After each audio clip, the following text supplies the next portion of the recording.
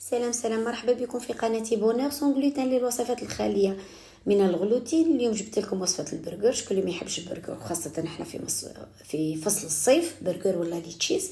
نبداو على بركه الله. حطيت 250 غرام فرينه متعدده الاستعمالات نيميديات، اضفت لها 50 غرام تاع نشاء ذره، حطيت 10 غرامات زيت، 5 غرامات خميره الخبز الخاليه من الغلوتين، و12 غرام سكر، حبه بيض، وخلطت نواشف كيف وبديت حطيت السوائل وبديت نعجن.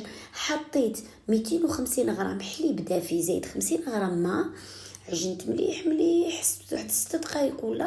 من بعد اضفت عليها 10 غرامات زبده مع 6 غرامات ملح، وعجنتهم مليح تبقى العجينه تتلاصق كما راكم تشوفوا، ماشي طريه، تتلاصق.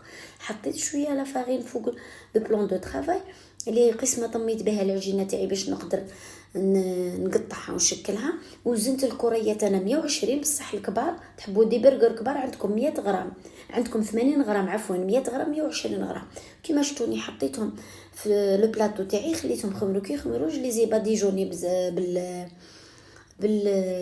بالبيض، عفوا بيضه واحده ضربوها مليح، ولا صفر البيض مع حليب. ما ننساش حاجه، عفوا حطيت ملعقه خل، بالك تنساوها. ستان كورس كونسيرفاتير في نفس الوقت، حافظ يخلي مدة صلاحية الخبز تكون أكثر. ثانيا يفعل الخميرة بسرعة، يسرع عملية التخمير. وكما شفتوني بعد ما خمروا حطيتهم في درجة حرارة بين 180 و 200 درجة. الخبز يحب درجة عالية، قلت بين 180 و 200 درجة، مسبقا الفرن يكون سخنه مسبقا. وكما تشوفوا لي برجر تاعي جاو الشهي والطريين والله ما تشبعوهم.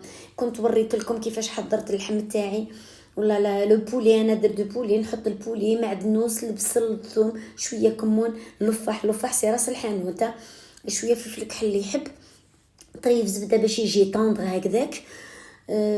نرحي كلش مع والمعدنوس، رحيت كلش مع بعضها مليح. من بعد نحي نشكلها، ندير شويه زيت في يدي ونشكل لا فيوند تاعي، وقليتها كيما شفتوني. وبديت بالزينه، انا درت بيض وطوماطيش وسالاد ولا فيوند دي فروماج. واليكم النتيجه، جا رائع ولا اروع.